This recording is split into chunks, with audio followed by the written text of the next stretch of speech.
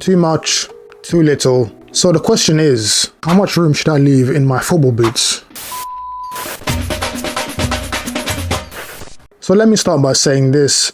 It's pretty much mostly down to a matter of preference, whether you like a lot of space in the toe area or if you like as little space as possible. So based on what I say, just try and work accordingly. Now I'm going to split this video into two sections. So the first section will be for those whose feet are still growing, and then the second half, or second section should I say, is going to be for those whose feet have stopped growing.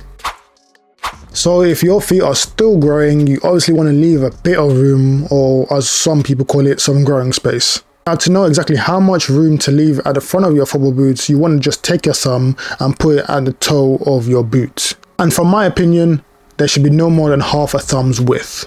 Anything more than that and the fit will be sloppy, and that can actually impact your performance. It can also lead to early sole separation, as if your boots are too big for you when you're running, and because just your normal kind of biomechanics, the front of your football boots will be dragging across the ground. So that constant abrasion will lead to the delamination of the upper from the sole plate. Now, to know if you're actually using your correct size in the first place, you can use this video that I've linked in the top right hand corner of this video. But generally, if you're looking to buy football boots with some growing room, I'd only go half a size up.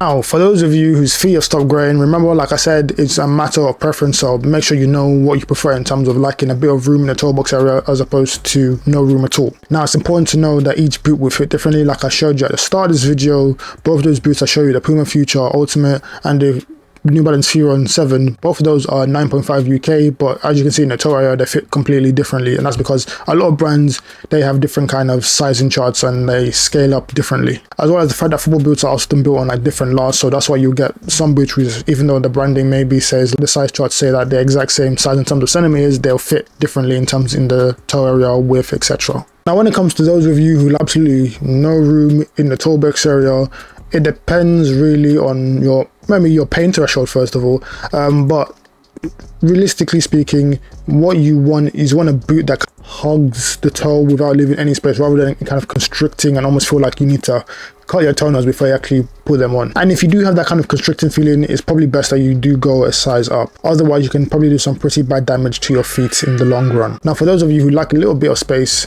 you want to do pretty much similar to kind of like the ones if your feet haven't stopped growing, is where like you don't want more than a thumb's width of space inside the front of your boots, and anything more than half a width of a thumb, you want to go half a size down, or if it's a full thumb, you might want to go a full size down, depending again on how much space you want. A lot of this is pretty much common sense, but it's like a frequently asked question. But I know also a lot of people nowadays, they don't buy football boots in stores, they probably buy them online mostly, so you're not going to know how a boot feels until you've ordered and paid for it. So there's, you've already probably like wasted your money almost.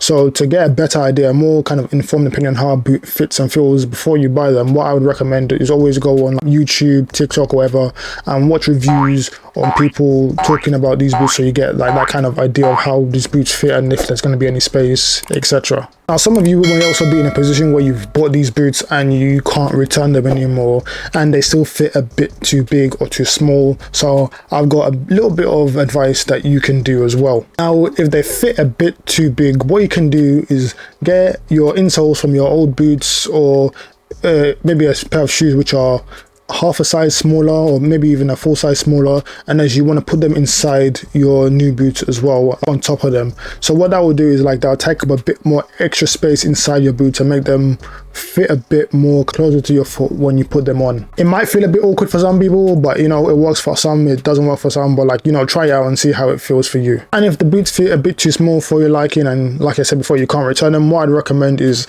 number one, try playing without insoles and see how it feels, but I'd recommend playing in some like very cushioned socks. Although you can get some maybe like plantar pressure, which you don't necessarily want.